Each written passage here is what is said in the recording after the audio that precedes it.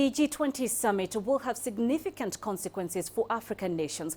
Several key issues that affect the continent will be addressed during the meeting. Some of these include environmental challenges, terrorism and development. President Jacob Zuma will be representing South Africa at the summit. He is expected to discuss foreign policy matters. Of course, one of the biggest items on the agenda is the current sluggish global economy and how to get it back on track to ensure sustainable growth. Now let's cross to Hangzhou for the latest on the preparations for the summit. Our colleague Wang Mangmang is there. The G20 includes some of the world's most important economies. Help us understand where Africa fits in and how it can contribute to the G20 agenda.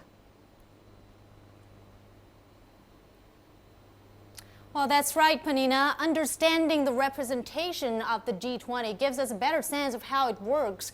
Now, this group includes 20 of the world's largest economies, as you mentioned, and of course, it also listens to the needs and opinions of guest countries as well as international organizations. And of course, the discussions are led by the major players, but the monetary and fiscal policies formed at the meeting will have a global impact. Now, going back to your question, Panina, Africa has been trying to have a greater input into the global economic recovery process, and China has recognized this. The host has invited the largest contingent of developing countries to the G20 summit since the forum was founded. It's also trying to promote a feeling of inclusiveness during these very testing economic times. Through its presidency, China will be trying to shine a light on Africa's raw potential, where it has already invested billions of dollars and has grand plans for much more. They'll be looking at the industrialization process in particular, which is gripping the continent, and how it might contribute in some way to global growth. So that's how relevant the summit is to Africa. And this year's event is also being held amid rising protectionism. China is hoping the G20 will address this trend and push for sustainable development. Our Ding Siyue has more on that. Highlighting the significance of development, the Chinese Foreign Ministry spokesman says this year's summit will make plans for further sustainable development. This year's summit will give priority to the issue of development. With China's support, the G20 summit will for the first time ever make systematic plans for the implementation of the 2030 Sustainable Development Agenda, adopting both group and individual action. Lu Kang says he is confident that this year's G20 summit in Hangzhou will inject renewed vigor into the world economic growth. The G20 Hangzhou Summit not only has a vision, but also takes measures to formulate Hangzhou action plans. China takes concrete actions to promote world-strong, sustainable, and inclusive growth. Lu also said the upcoming summit will outline an action plan to cope with the recent surge in protectionist policy. He noted that a statement released after the G20 trade ministers meeting, the first of its kind in G20 history, said the world's 20 major economies hold a common and firm position on opposing trade protectionism. The G20 summit in Hangzhou will continue to focus on strong international trade and investment. Under the premise of combating trade and investment protectionism, the summit will strive to increase mutual understanding and reach consensus, but effectively using WTO multilateral and bilateral economic communication mechanisms. Over the course of the last 8 months, nearly 150 measures, including policies on trade restrictions, have been implemented by G20 countries. Ding Siyue, CCTV.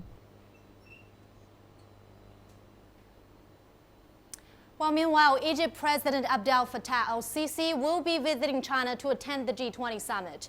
Egypt was invited to the summit by host nation China.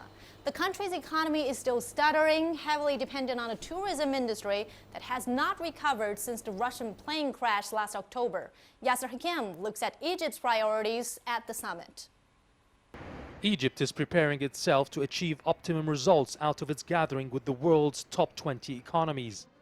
There will be political gains from direct meetings with the international leaders in Beijing. But experts say economic gains are Egypt's priority. There are different projects which Egypt will discuss with China and other members at the summit. There are projects in electricity and many other projects such as in the railway sector, which needs a total overhaul in Egypt. Government sources say Egyptian President Abdel Fattah el-Sisi is expected to sign deals worth $5 billion with China during the G20. One involves China funding a 1,000-megawatt solar power station for $3 billion. Egypt has been trying hard to attract foreign investments to make up for lost revenues from tourism. It views the G20 summit as a major opportunity to build on previous efforts. A major economic summit took place in Sharm el-Sheikh last year. We've also seen high-profile visits from China's President Xi, the Saudi king, and lately France's president. All of these visits have been accompanied by investment deals. But some of these deals were not materialized on the ground. We have to do our homework and prepare ourselves by improving the administrative red tape, provide facilities for investments, adopt the new investment law that we have been talking about for 2 years. I also wrote about the importance of learning from the Chinese experience and adopt it in our new economic zones. Officials hope they have done enough homework to attract foreign businesses back to the North African nation. Yasser Hakim for CCTV, Cairo.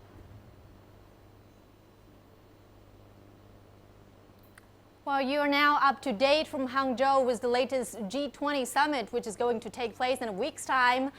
Now let's hand things over back to Panina in Nairobi.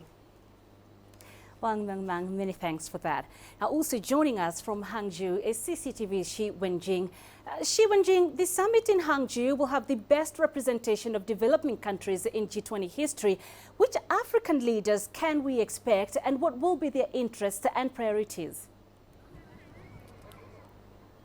You know, since China took the relay baton from its previous host, Turkey, last year, the country has done a lot of work. According to China's foreign ministry, 66 events will be held under Chinese presidency, and among which 2/3 of them have already been held, and including many of the ministerial meetings. These meetings are important because they lay the foundation for the upcoming summit. And apart from that, China also carried out many outreach dialogues under G20 agenda.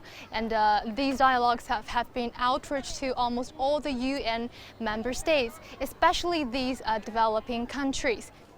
And you know, at this year's summit, China has invited a record number of developing countries. In terms of Africa, Senegal will attend the summit. This West African nation is now playing a role of coordinating an economic development program within the African Union, and also the presidency of the new partnership for Africa's development. Apart from that, another African country, Chad, who is the chair of the African Union, will also join the summit. And being the only African member in the G20, South Africa will play an important role to pursuing the interest of all the African country, and also hopes that China's presidency this year could help the African promoting the Africans' trade and investment. And all these aspirations are also reckoned by China. And according to China's foreign ministry at this year's summit, many topics related with developing countries will be discussed, and also the support for Africa's industrialization, and also the implementation of the 2030 Agenda for Sustainable Development. And this is the first time the topic of development is given priority under a global micropolicy framework. Now, Xi Wenjing, G20 summit chose neither Beijing, its political center, nor Shanghai, its economic hub, but Hangzhou. What do we need to know about Hangzhou? Yes, many people have the same question. Why Hangzhou this time?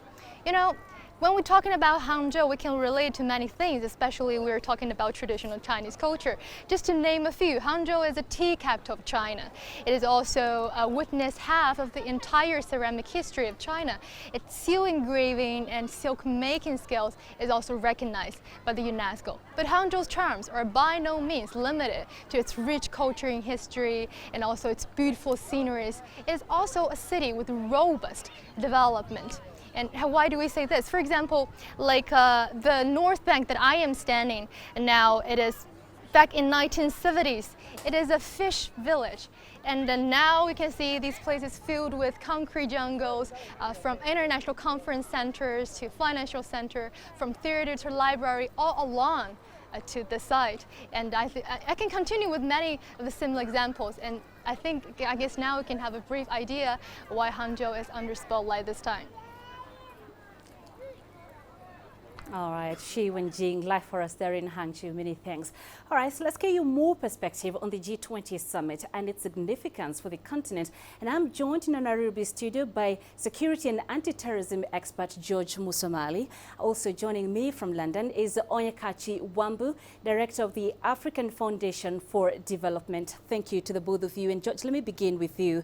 There are several concerns that will be discussed at the G20 summit, and obviously terrorism will be one of the main ones. So what will African nations affected be needing from world leaders in order to address effectively terrorism on the continent? I think terrorism is not only an African problem as it is now. Initially, we used to think that terrorism affects certain countries, but it seems the drama now is being played worldwide.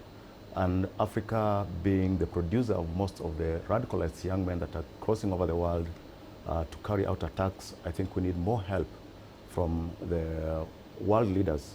More efforts needs to be put in place to ensure that Africa can be able to deal with Islamic radicalization and extremist groups that are coming up in Africa all this time.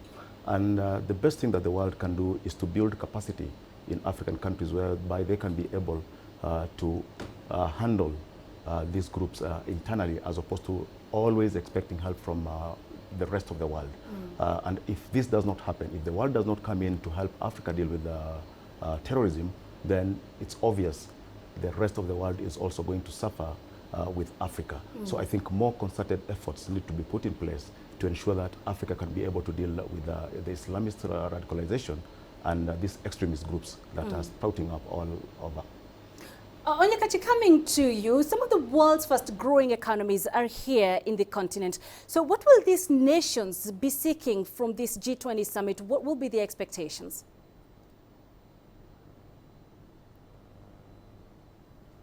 Well, they're talking about different agendas, as climate change is very much up there.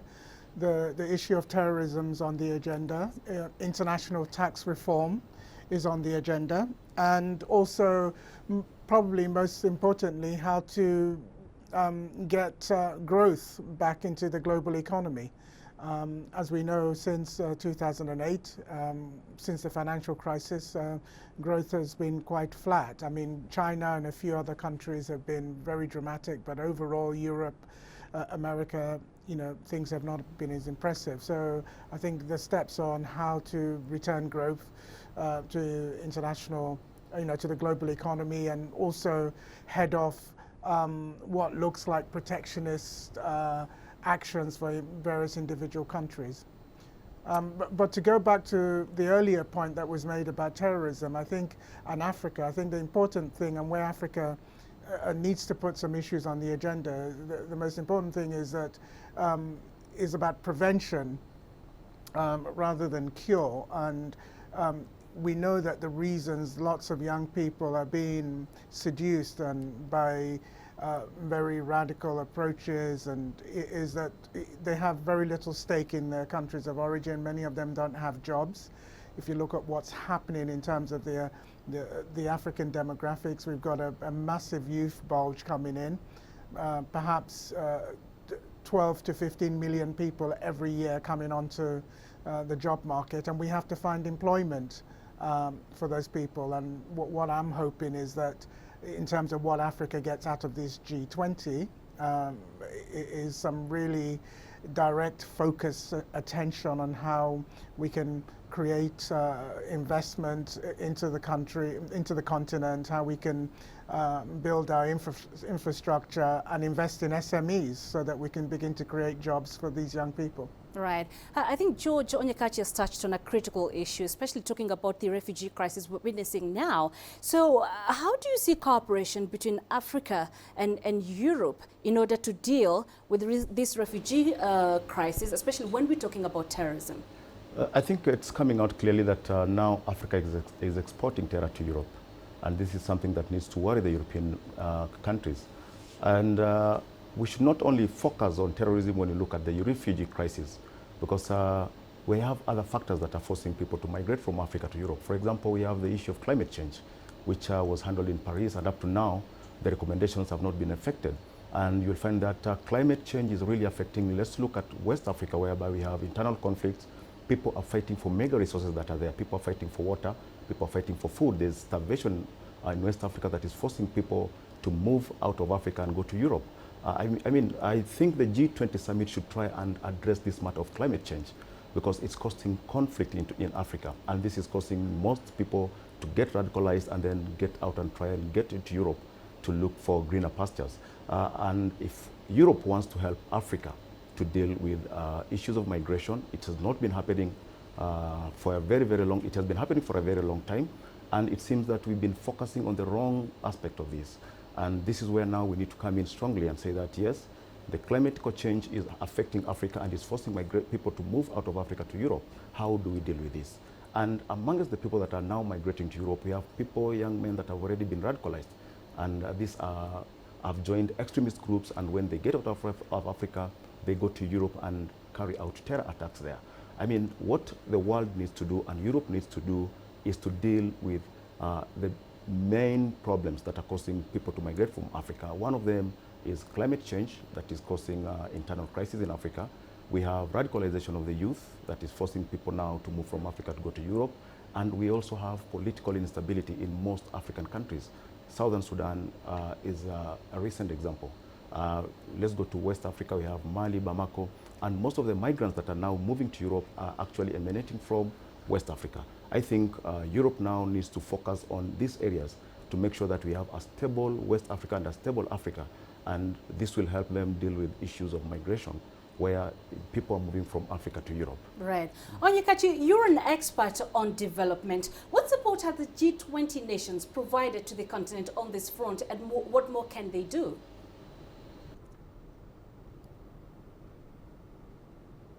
Well, I think there are a number of fronts. As I said, the key thing for us, we think if you're serious about development, you have to be serious about a job creation agenda. I agree with my colleague about the impact of climate change, about the impact of political instability in basically triggering migration. But one, as well as those factors, the most important is jobs. If people have jobs and have a stake in their societies, they will not move. So a serious agenda around job creation is really important. The other things that the G20 can be doing in terms of development is they have a commitment already around remittances. The Africans outside Africa send about $65 billion to Africa, but Africa is one of the most expensive corridors for sending money to. Typically, we're paying transaction costs on those remittances of about 10%.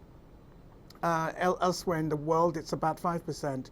The G20 have committed to the Sustainable Development Goals of trying to reduce transaction costs in all corridors to about 3% by 2030.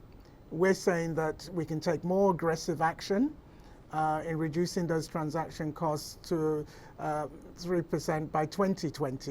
In fact, there was a Nairobi declaration last month that says that this is achievable, particularly in the African corridors, by 2020. And we would want to see some action around this. And this is quite important because for every percentage point you reduce, according to the Overseas Development Institute, for every percentage point you reduce in transaction costs, you return about $1 billion to people who are remitting and to the recipients in their countries of origin. So these are huge amounts of money that we can return to the poorest people in Africa, but there needs to be also a sustained focus around job creation, and most importantly in the African context on infrastructure and particularly energy.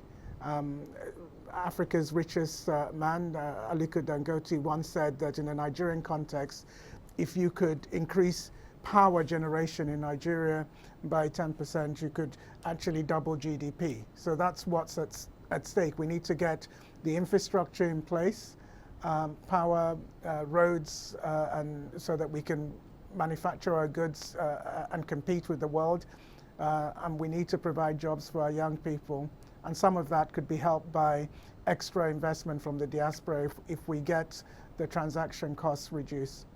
All right. And finally, George, what assistance can other nations such as China provide to Africa and the African Union to effectively fight terrorism? Penina, since 2006, we've seen China's interest in Africa increase. And you'll find that within that period, we've been having more visitors coming from China visiting Africa. We're talking about a figure of 2 million people every year. And insecurity is also affecting their investments in Africa.